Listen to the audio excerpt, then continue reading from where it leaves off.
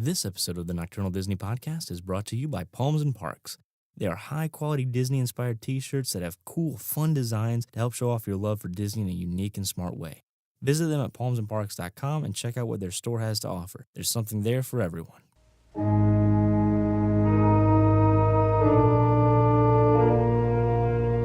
Welcome, foolish listeners, to the Nocturnal Disney Podcast. I am your host, your show host. Is this show's time bar actually stretching? Or is it your imagination? And consider this dismaying observation. There's no skip or rewind button. Which offers this chilling challenge. To find a way out! Of the Nocturnal Disney Podcast. Oh, I love it when I'm nasty.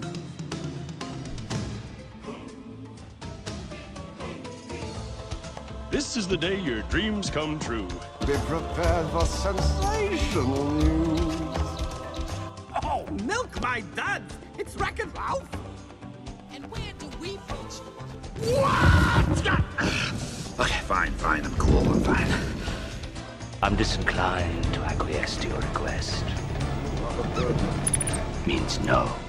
But there's a new order now. Salmon, that's obviously salmon. with their heads? My friends, we are about to embark on the most odious, the most evil, the most diabolical scheme of my illustrious career. But before the sun sets on her 16th birthday, she shall prick her finger on the spindle of a spinning wheel and die. You are not leaving this tower! Ever! Game, set, match.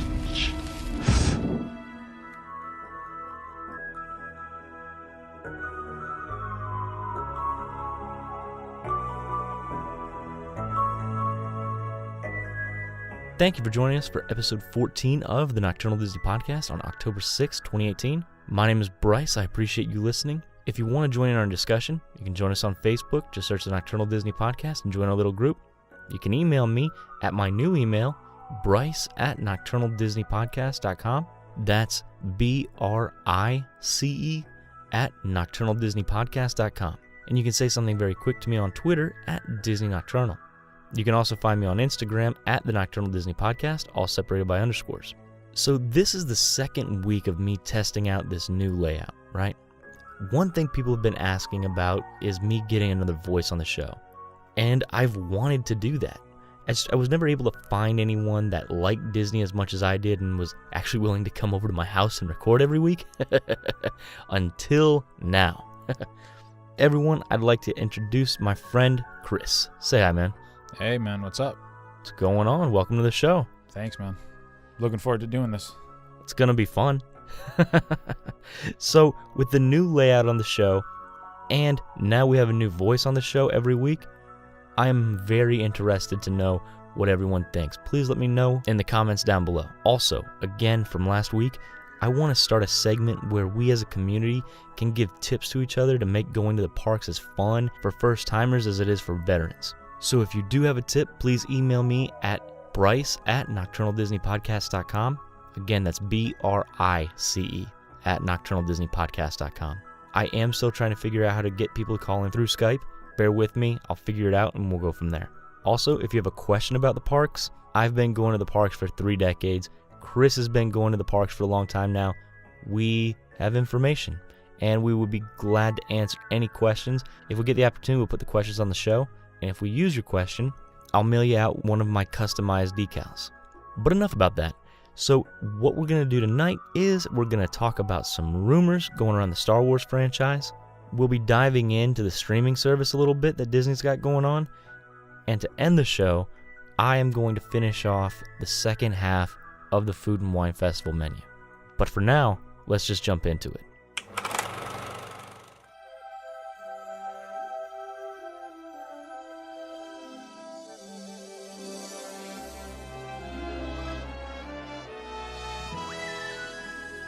All right, so Disney has this new streaming service coming out, right? Right. And we've gotten a lot of information about it. We've got, we're going to be getting a Loki show. We're going to be getting a Scarlet Witch show. Which, by the way, sounds pretty cool. It really does. I'm very interested, especially since they're going to have the movie actors play the characters in the show. Yeah, absolutely. We have a Muppet show that's coming out. We have confirmed a Lady and the Tramp remake strictly for the streaming service. Yeah, that sounds like it's going to be pretty awesome, too. Yeah, that does sound interesting. And I'm happy it's going to streaming service because I know a lot of people really like Lady and the Tramp and they love it. It never hit like that for me. Same you know here. What I'm saying? Same here. The most I know about Lady and the Tramp, and I've maybe seen it, I know I only saw it when I was a kid, so I'm talking like 6 or 7 years old, and I maybe saw that movie twice. So it looked like we were just going to be getting a lot of stuff that we had already seen. Disney's back catalog. We were going to be getting the Marvel movies, the Star Wars movies. We were going to get the new Star Wars show, The Mandalorian, and we're going to talk about that a little bit later. Yeah, I'm excited for that. Me too. But this is something that I didn't expect. They announced a documentary called Ink and Paint. Right. I never heard of that. What is that? It's going to be all about the women who helped make Disney Animation. Because for a long time, they were just the colorists. Ah. Right. I had no clue about that. Yeah, it's going to be produced by ABC Studios. It's going to have 8 episodes, which I think is great because it's a nice compact show, you know? Yeah, they're going to take their time with it. I love documentaries like that kind of take their time. Like Netflix does a couple of those, you know? Exactly. They take their time with it. But not only that, it kind of feels like this is where the Disney shows are going to lie for a while. Because with Netflix, you had them coming in at 10 episodes. And then once you started getting into like Luke Cage and Iron Fist, you started going up to 10, 12, 13 episodes. It's just too long. Yeah. And so I think Disney saw that and said, you know what? Let's rein it in. Let's make it 8 episodes. That's how long the Loki show is supposed to be. The Scarlet Witch show is supposed to be. I haven't heard about Mandalorian. I am interested on that one. But this is actually based on a book by Mindy Johnson. And they've already started filming it because it's supposed to launch with the service.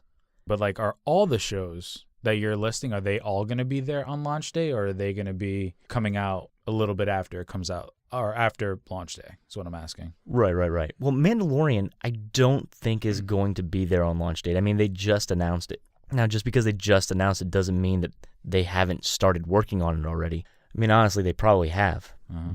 But actually, I know that they have because they have they stills and stuff. The little bit of the behind the scenes today, the art. Yeah, it was really picture cool. of the Mandalorian. Yeah, so maybe, but I would doubt it. And just to give you like an idea of what this show is going to be about, they interviewed a woman named Ruthie Thompson.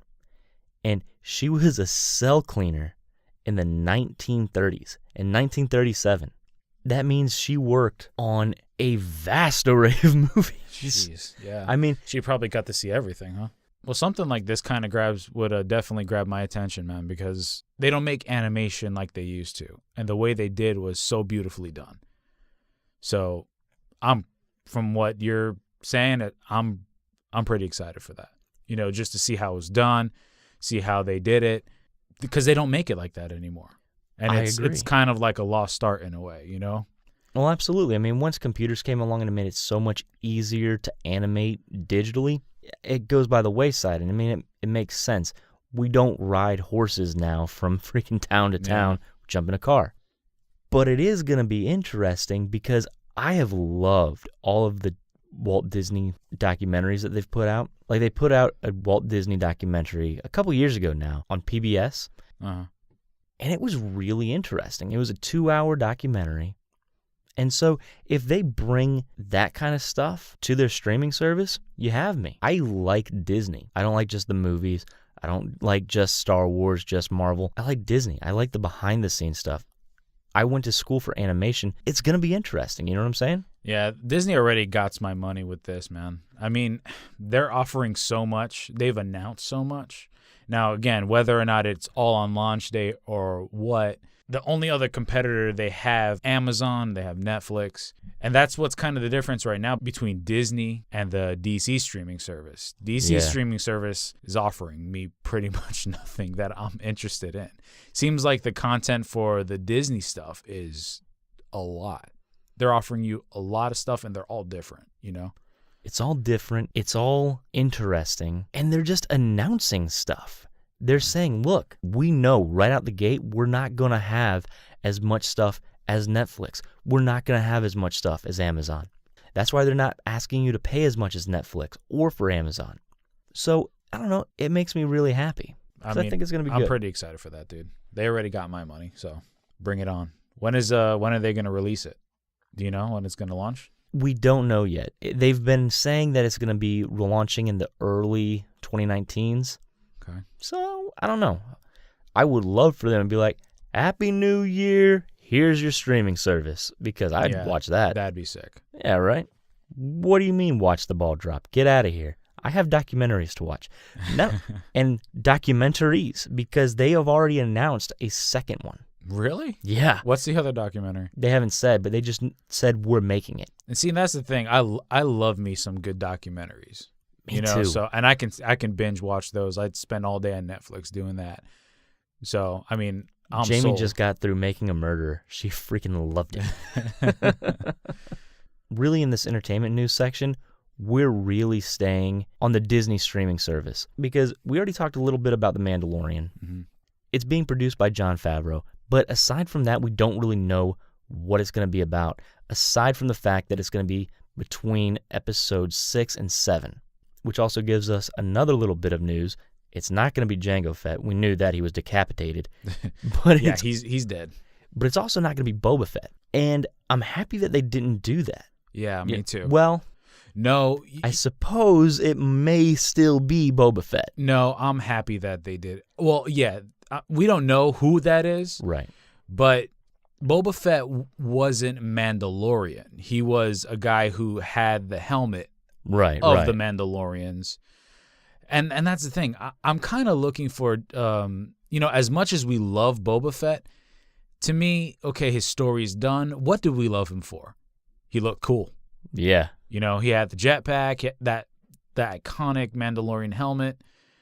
Which you got to be honest, that iconic Mandalorian helmet is iconic because it is freaking sweet. Yeah, it is. It's a really cool design. So, but he died, and or we don't know. He fell into a Sarlacc pit. I'm perfectly fine with letting his story go and meeting a new character. Because the Star Wars universe, dude, I mean, what is the universe, man? It's huge. It's massive. That's true. I would love to see a separate story from like a real Mandalorian going off on adventures. And that's why I liked Rogue One so much, is because it followed Jyn Erso. Where have we seen Jyn Erso before? Nowhere. Yeah. Exactly nowhere. It allowed you to jump in, get attached to a character, and follow their story, as short or long as it may be. Mm-hmm. And I think that would be great for The Mandalorian. Yeah, it doesn't have to be worried about so much canon. You know what I'm saying? It can walk a lot alongside canon. You can have some cool appearances, but you don't have to do anything. You know what I'm saying? It's not tied down. Exactly. Like, these trilogy movies are, where they have to be in continuity and stuff like that. You can branch off and kind of do your own fun stuff with it. Yeah, absolutely, man. Absolutely. Let's just stick with Star Wars then for a second and talk about Kathleen Kennedy. Okay? Because she got renewed to her position as the head of Lucasfilm for the next 3 years. Yeah. Now, I have my thoughts on it, but because I am such a gracious host, I bow to you, Chris. What are your thoughts on it? It's tough because, I mean, we've been talking about this. It's hard to argue with her success, with the 4 movies. It's true. Or as far, with the money count, that is. I mean, we're talking about close to $5 billion between just those movies. So she's bringing in the cash for Disney for sure. And these are the conversations that I had with you. It's not that I don't trust her or that I don't like her or anything. It's just that the Last Jedi, I wasn't a huge fan of. I'm kind of right down the middle with that movie, that's not how I want my Star Wars movies to be, but there's a lot of people who like that movie, and I get it. I'm perfectly fine with people liking it. It just wasn't my favorite. It wasn't what I wanted, Right. And it's hard to hit everybody's what they want from a Star Wars movie. It's impossible. Exactly. It really is impossible. Exactly. But you know what? I'm willing to forgive it. I still watch it. I still watch it because I'm a Star Wars fan. I love Star Wars. I've been watching it since I was like 5 or 6 years old. I love Star Wars. I try reading as many of the books as I can, especially the new stuff out. Now that's considered, the new canon. I try to read up as much of it as I can.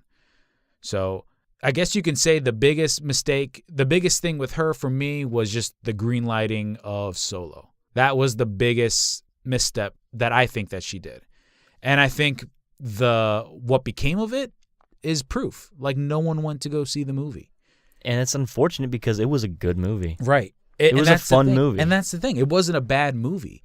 It's just that I don't think anyone wanted to see it. You got to give people, you can't just slap Star Wars up and say, well, just come in because it's Star Wars. To me, it kind of felt like, okay, you're going to see anything we put Star Wars on. We're going to take Han Solo. Here's young Han Solo. Come see Star Wars.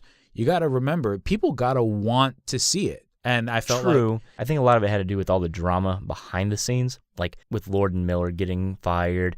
Then you bring in Ron Howard. But that can also be on her, too, because she did hire the Russo brothers and, Lord and Miller. Yeah, she did hire Lord and Miller.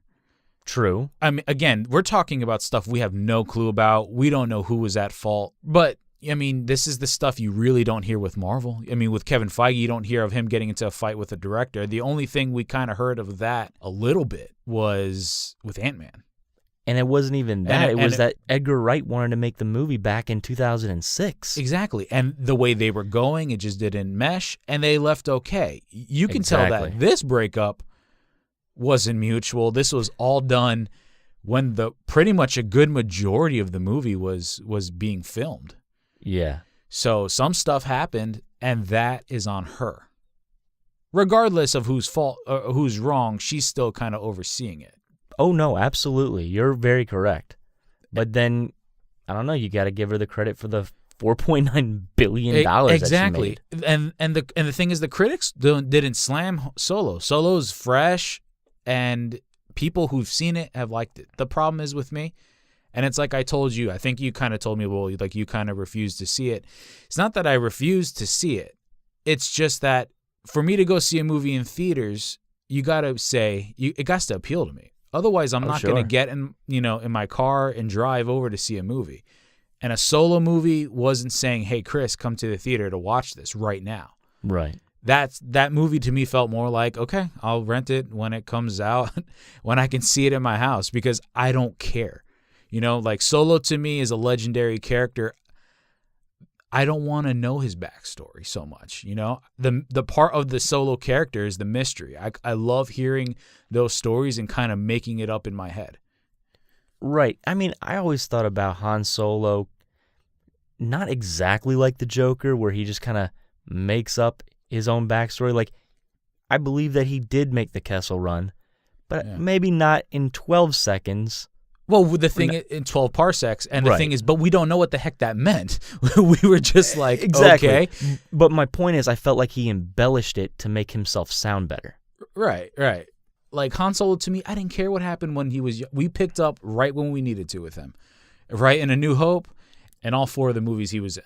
So I didn't need anything before that. Sure, but Star Wars has a very, very, very bad habit of going back and telling you stories that you don't need, and then that ends up destroying characters. Yeah. I mean, well, the prequels, let's not talk about the prequels.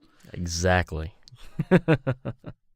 So to finish up the entertainment portion, we got told that Disney has greenlit a live-action Lilo and Stitch. Nice. I gotta be honest, that makes me happy. Does it? Yeah, I really like Lilo and Stitch. Me too. I really, really like Lilo and Stitch. Dude, for a full year, everybody was walking around. It was just basically a battle of everybody trying to sound like Stitch. You know, it's just Very everybody true. trying to like make their voice kind of sound like Stitch. That was like that for like the full year after that movie came out. And it was weird too because when it came out, it made money. It cost $80 million to make Lilo and Stitch. Jeez. Right, but then it made $273 million. So it made back its money. And then it made a bunch of direct-to-video sequels, and then it did a TV show too, right? Exactly. So, like, it didn't blow the doors off of the theaters, but the people loved the character. Yeah. And I think a lot of it was part of the marketing. The marketing for Lilo and Stitch was like Deadpool before Deadpool ever came out. Yeah. I mean, do you remember it when he was running on the ceiling during the dance scene of Beauty and the Beast, and then he popped up in the wave surfing when Ariel's trying to sing her song and he sprays her with water? That's right. I forgot about that. It were the best. I loved it. Yeah. So I'm really excited about this movie because I don't think a lot of people saw it when it first came out. I think it got a lot of popularity after it came out on DVD. Yeah. It's just one of those that have grown, you know. It's one of those classics that people love looking back at, you know. Right, exactly. To me though, it's just gonna be weird because it's gonna be weird how they do Stitch. It's just gonna be kind of weird seeing the people because it's gonna be live action. You said, right? It's going to be live action and CGI. I mean, Stitch got to be on point.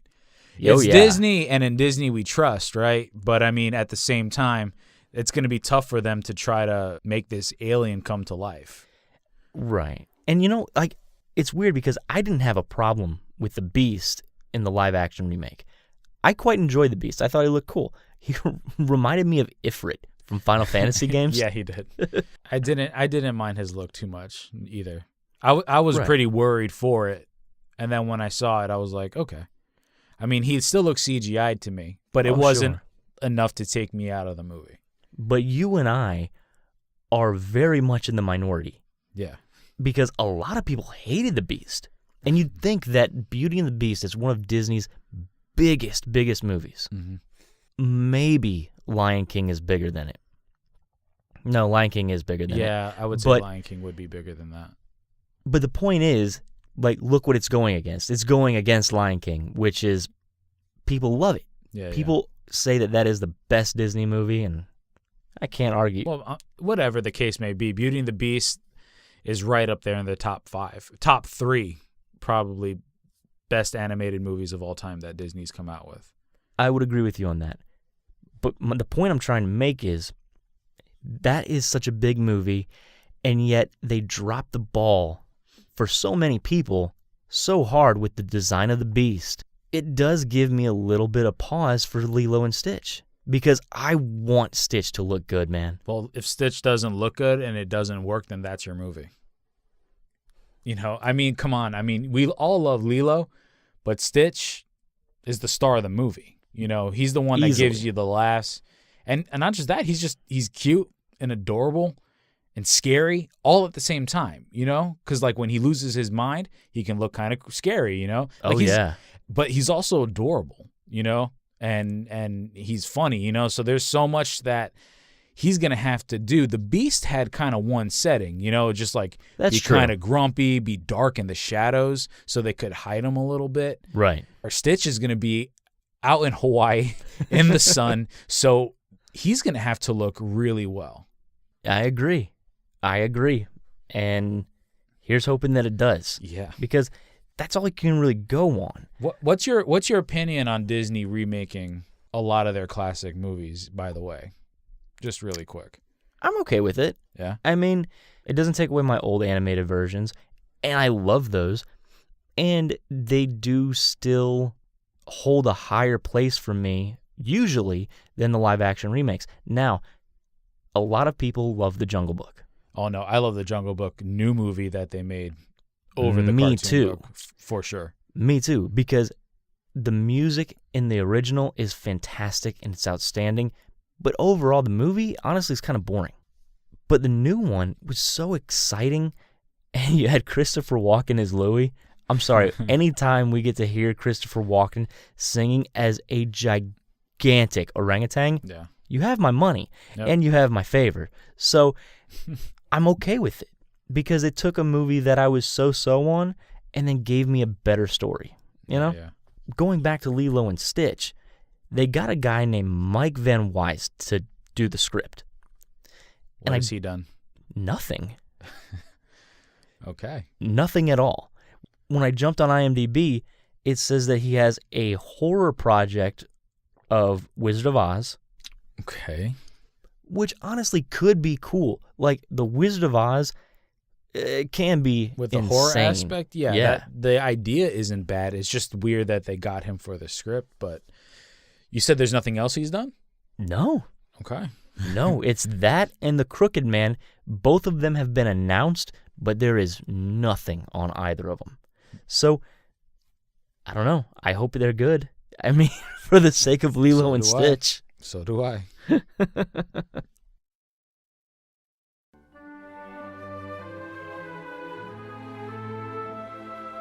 Welcome aboard the Walt Disney World Express Monorail. On behalf of the cast of the Walt Disney World Resort, we'd like to welcome you to the Magic Kingdom.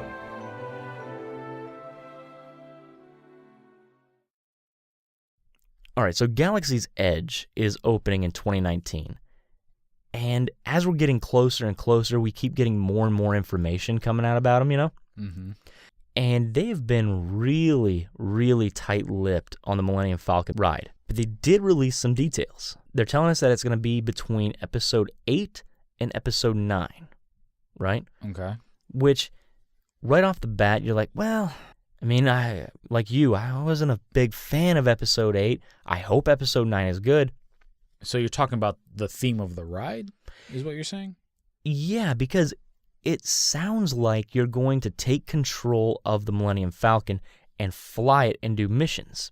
That sounds pretty cool to me. It does, because you have 3 different missions that Slash Film came out and said, we have some contacts, this is what they're saying. So mission 1 is Hondo sends you to the First Order shipyard on Corellia, possibly on a mission for the Resistance.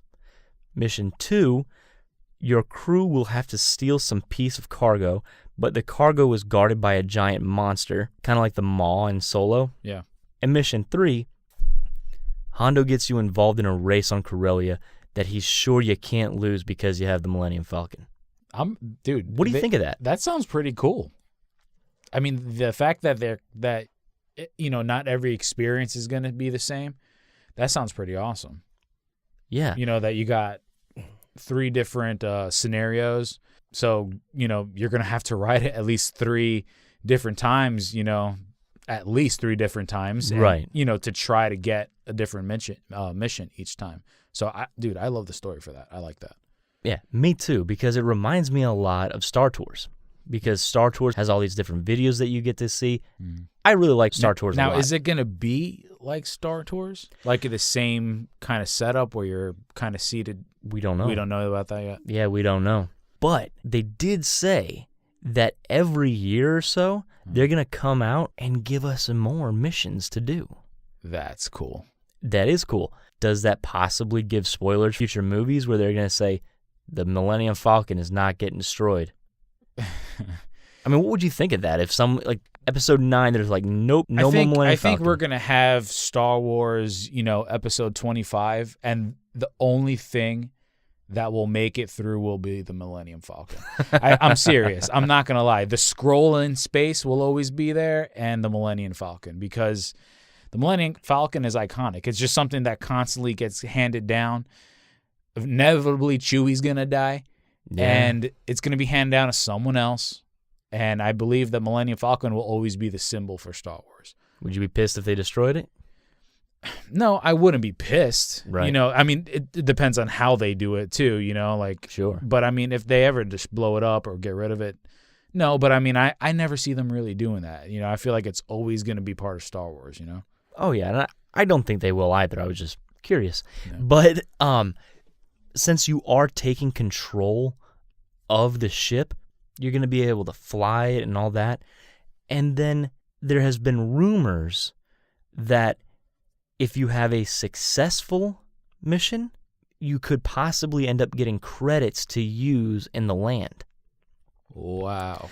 I think that would be really cool. Nah. You go run a mission on the Millennium Falcon, all right, here's your 50 credits.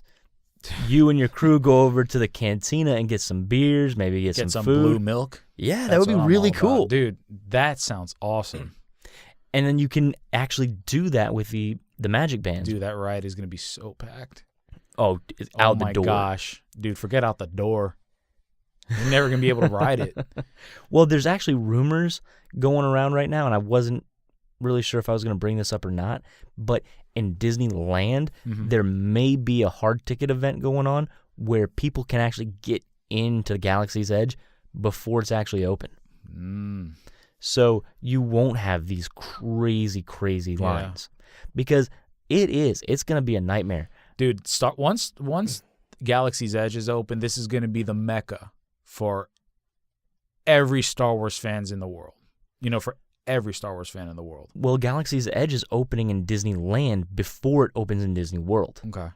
So, but I mean, think about that though. Like, as a person who likes entertainment, right? We're in a situation where we are 3 hours away from one of the largest theme parks to commemorate all kinds of fandoms. I mean, like you said, we have Star Wars coming out. We have Avatar Land, which is incredible. For as much as I dislike that movie, that land is outstanding. Right. We just got a Toy Story Land. Over at Universal, you have Jurassic Park. You have Harry Potter. It's insane. Yep. All within a couple of miles of each other. Yeah. I mean, if I was given the opportunity to go here or to go to California, just for the sheer number of different experiences I could have, I would choose here. I would choose Orlando. And you can tell that with what little bit you're telling me just from the ride, you can tell Disney's putting everything into this, dude. And they have to, because Harry Potter, their competition over at Universal, knocked it out of the park when they did that. But here's the thing, and here's the reason I think Universal is actually going to end up winning overall, is because not only did Harry Potter come out and crush it, but the detail in that land is outstanding. But any updates they're doing to that area are done so bloody quickly. Done. And they're constantly updating it almost every year. Galaxy's Edge was announced, I believe, in 2016, and it's not opening until 2019. Yeah. Now, granted, you are building this whole new part of the park. Now, 2019, are you talking about here in Florida, or are you talking about land? Both. Okay, so Disneyland is opening in early 2019, like the summer. Yeah. Here in Orlando, it's going to be opening in the fall. Okay. So we still got to wait really long time still. Yeah, exactly. Still about a year away, over a year. Yeah, so I don't know. I would love to see Disney kind of get going and get their act together when it comes to updating their parks. The construction in Disney Springs has been going on for like 9 years. No, not 9 years. Has been going on for long time. A long time. Yeah, me and Raylan have been going there for about 3.5 years now. Regular, yearly, and stuff like that. And they're still doing construction work out there. Just them updating the Disney store, just in Disney Springs, is driving me nuts. It's taking forever. Why not just shut the store down and just get it done?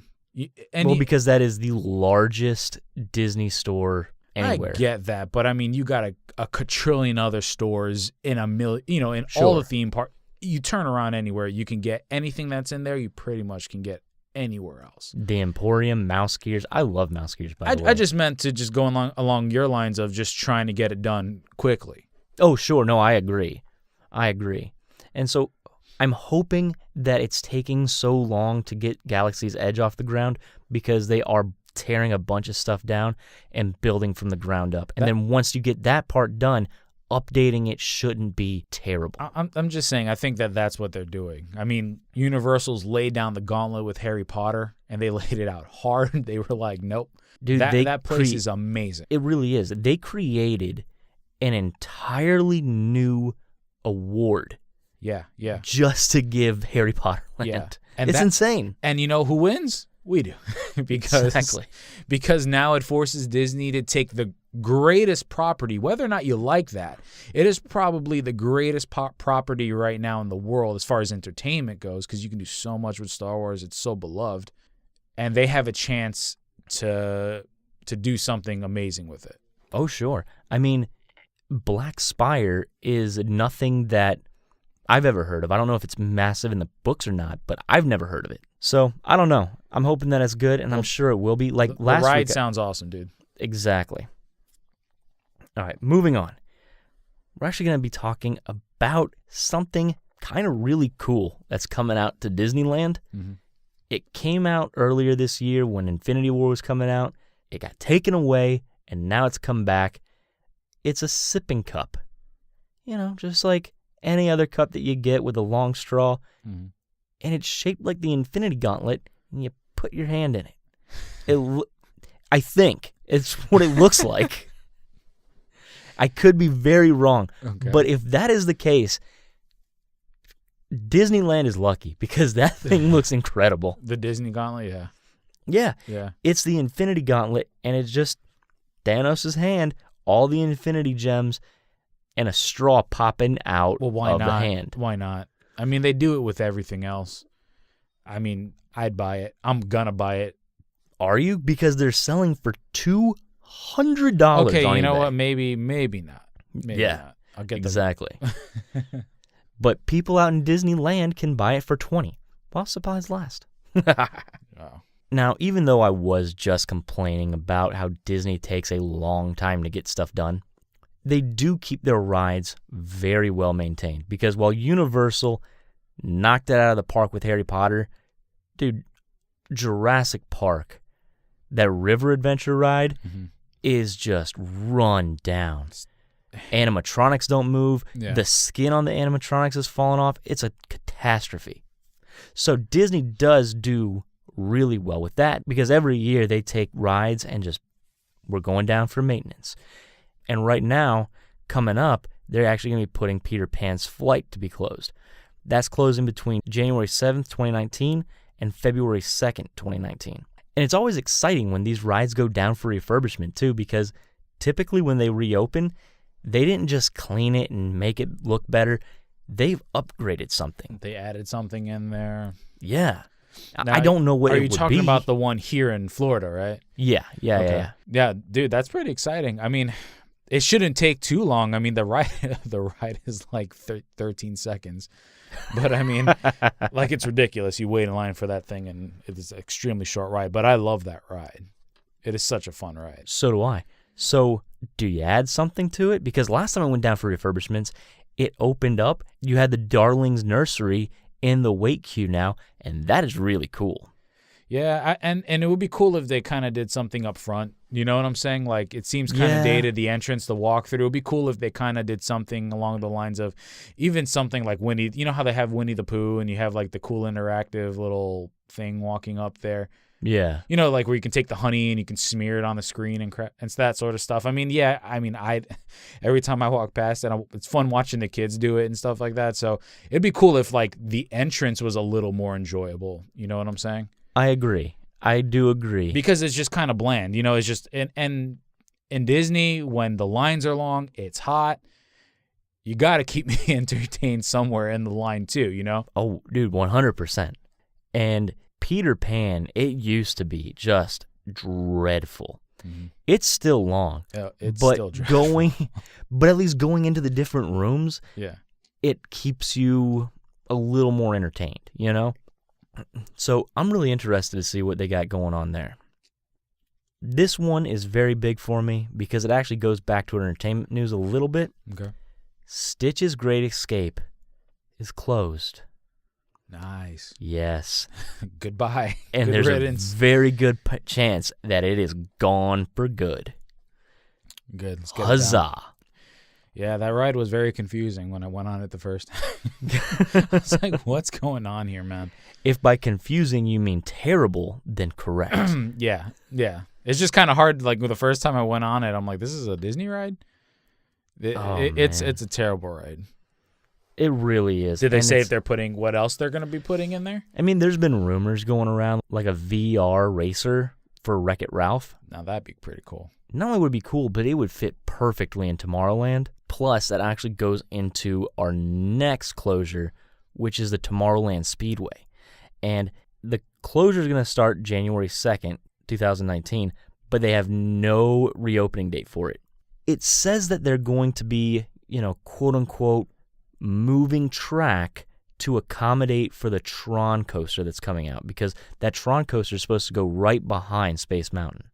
I propose to you, what if Disney, by saying we're going to, quote-unquote, take out track and rearrange it, they're saying we're getting rid of this thing completely. Okay. Get it out of there. Put the VR Wreck-It Ralph where Stitch's Great Escape is. Mm-hmm. I mean, that's perfect. You put that It's not as bad. a kart racer. You have Sugar Rush already built into Wreck-It Ralph. It's perfect. Yeah. It's all themed up and ready to go. Not to mention, the Tomorrowland Speedway is awful. Yeah.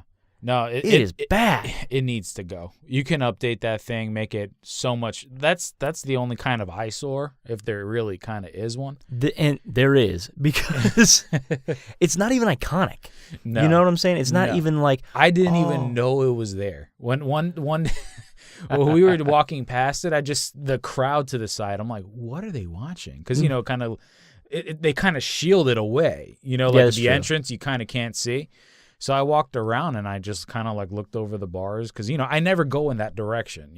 I'm going straight over to, Space Mountain or something. I'm not looking over there. Sure. And I was like, wow, that looks horrible. Like, what I'm saying is it's not even iconic, though. It's not even like something like Carousel of Progress Yeah. or It's a Small World, because I've floated the idea to a number of different people. Kill It's a Small World, replace it with a dark ride through Tangled, make it the boat. That's what we need. You don't need to change the track. All you got to do is change the scenery. People cry, no, you can't change It's a Small World. Nonsense. That's my favorite ride. Nonsense. Granted, there is times that I've gone past there, and I'm like, there is no way that is the line for It's a Small World. Well, let me tell you something real quick. When I finally came back to the park, me and Raylan were dating, and I said, I got to go on It's a Small World. I was the one championing it because, it's iconic. Sure. So I'm like, I got to get on this. We waited in line. We waited in line for like an hour. We get on the boat, and I just wanted to kill myself. Like, we were going through the ride, and I'm surprised at how long that ride is. It is very long. It is so long. Daryl fell asleep. Well, Daryl fell asleep Yeah, anywhere. he fell asleep during anything, but he fell asleep, and I was ready to fall asleep too. That ride, I'm with you, dude. The song is iconic, but It's iconic because they play the same 30-second song right for 9 minutes. Yeah, and I feel like you get rid of the ride, and I like that. You keep with the Tangled theme because I love what they did with the bathrooms. That area is awesome. And I'm upset because Tangled is one of my favorites, if not my favorite animated movies. And I wish they kind of could do something with it. Exactly. And the fact that you have the Fantasy of Magic Parade and you have the Tangled float. And it is so cool. Yeah, it is. Just to see Flynn and the other bad guy swinging back and forth. It's a lot of fun. I can't remember what they call them. Which one? They just call them ruffians. Are you ruffians? Are you talking about the two brothers? Well, because you have Flynn, and then, they go and help Flynn break out of jail. Oh. You know what I'm talking about? Yeah, No, yeah. not the two brothers. Not the ones that are like, yeah, my not hands the are bad full. guys. Or, yeah, I don't know. Okay, go ahead. Yeah, it doesn't matter. You have that, and that is so good. And the bathrooms are insane. Every time I got to go to the bathroom, if we can stop by there for a little bit, I love walking in there and seeing the wanted posters. Me too. It makes me so happy. But here's the thing, dude. when your bathroom is so pretty that it has spawned a PhotoPass opportunity, dude, that needs to be expounded on. Yeah. And you do that directly into It's a Small World. Because it's definitely not taking out Peter Pan. Peter Pan versus It's a Small World, Peter Pan wins every time. It's not moving back to where Haunted Mansion is. There is not a chance. You can't go left because that's the river out to Huckleberry Finn's area. Right. It's a small world, man. It's ready done. to go. You heard it here first. Get rid of that place. And Disney can afford it, too, because they have decided that they're not making enough money on snacks anymore, and that a pretzel should not be $6, but should be $7. Of course. That is insanity to me. I love Disney. Yeah. I love going there, but there is not a chance anywhere that I will pay $7 for a pretzel. Yeah, I don't care absurd. who it's shaped as. Yeah. You know what I'm saying? Like, that is crazy. But, I mean, that's one of the more drastic ones.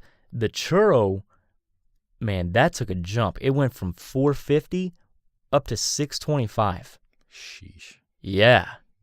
So, that's a lot.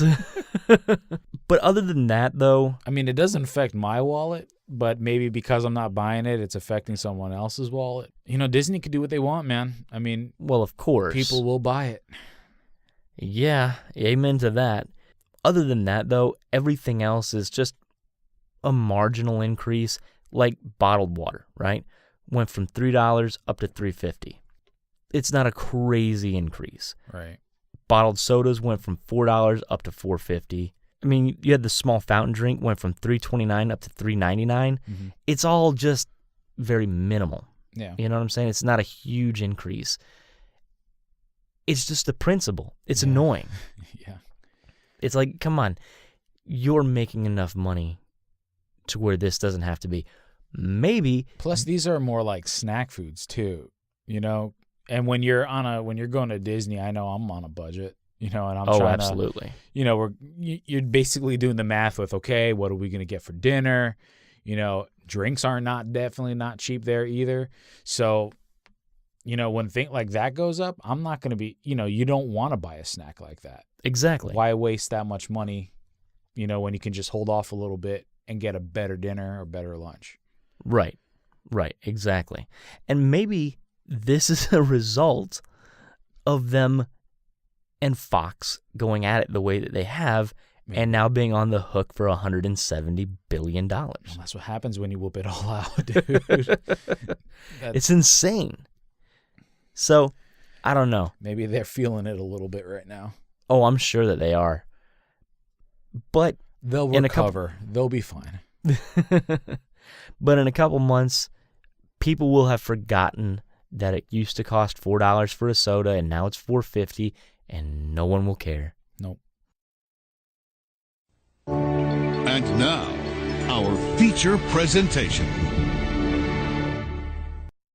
Hey guys, this is going to be the second part of a two-part series where we go over the Food and Wine Festival menus. And there's nothing else to really say, so let's just jump into it. The next spot we have on our list is actually going to be India. Now, here, I'm going to do the warm Indian bread.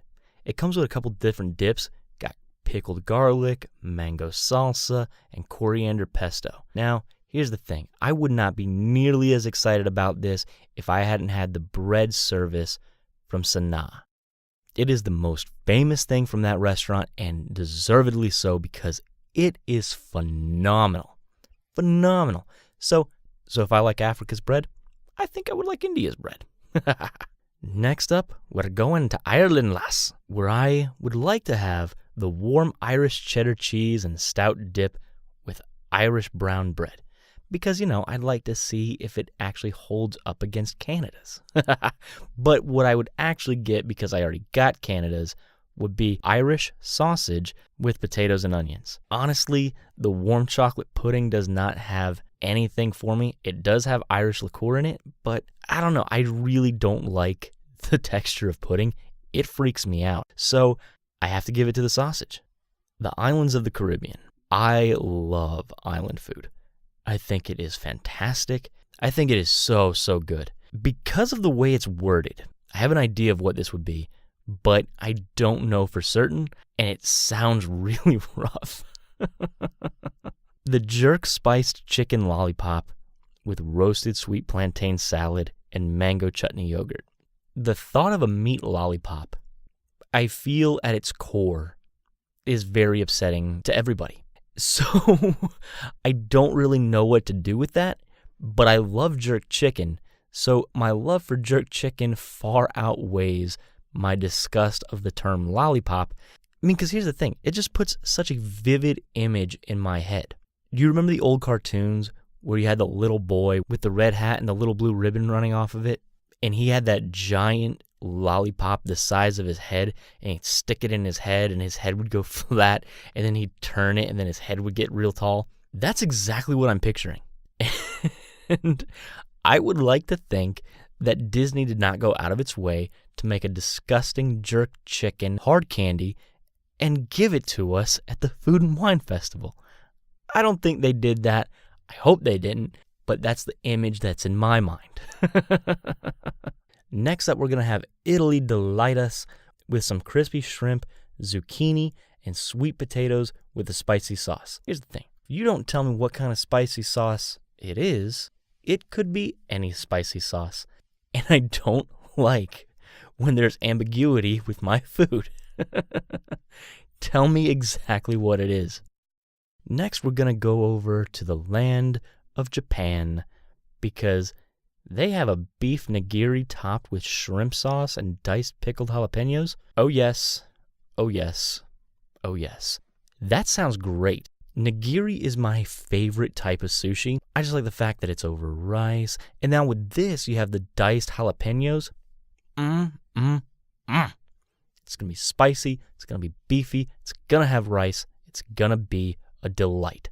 Next, we go to Mexico. Now, short rib tostada, that is a safe bet. Again, we're here to widen out, right? I'm going to try the shrimp quesadilla. Well, Bryce, it's shrimp. It's a quesadilla. Granted, that is true. But the fact remains, I still have never had a shrimp quesadilla. So there you go. Morocco. Morocco, Morocco, Morocco. For the last 3 years, I have wanted to get the kefta pocket. It's seasoned ground beef in a pita pocket. I love both of those things. Both of those things together sound incredible. But I was tempted away from the kefta pocket last year. The allure of the chocolate baklava pulled me away and brought me into its chocolatey embrace. And I loved it for it. It was good. Not as good as the chocolate nitro, but to be fair, few things are. The chocolate baklava was so good, and I can only imagine that the kefta pocket is going to be even better, just because I like the main dish more than I like dessert. Next up is New Zealand, and the lamb meatballs sound fantastic. It's got a spicy tomato chutney. I've already had lamb today, right? I got the lamb in Australia. So here, what I'm instead going to get will be the seared venison sausage. Venison is one of the most tender meats you can ever eat, and it is delicious. So between that and the steamed green lip mussels, get out of here, green lip mussels. Get out of here. I've already had enough of the seafood for one day. Thank you. Spain is up next, and last year I was not really big on what they had to offer, right? But this year, they do have a Spanish-style paella with chorizo and roasted chicken. I'm in. Chorizo is so good. It's a spicy sausage, essentially.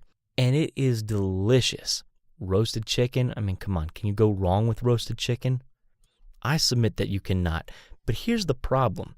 Last year, the one thing that I had heard about Spain, and I don't know if it's a cultural thing or not, but they drown the food in cooking oil. Not only does that make the food, in my opinion, taste bad, but it also makes me personally very, very sick. So I have to be very careful with Spain in general, just because That's the only place I've ever heard that particular problem. I know that I've been preaching this entire segment that Food and Wine Festival is all about widening out and getting to try things you wouldn't normally get to try, right? I know that. But for Thailand, I must make an exception. Red hot spicy Thai curry beef. You got me. That's it. That's all I want. That's the only thing I want from here. I love curry. I love red curry. I love spicy curry. You have all of these things in one plate. You have my money and also my heart. Because if you can bring that level of Disney magic that we get at the Food and Wine Festival to red curry, I got to be honest with you, there's a very good possibility that you will ruin red curry for me anywhere else. So I hope it's fantastic, but I also hope that it's not mind-blowing and life-changing either.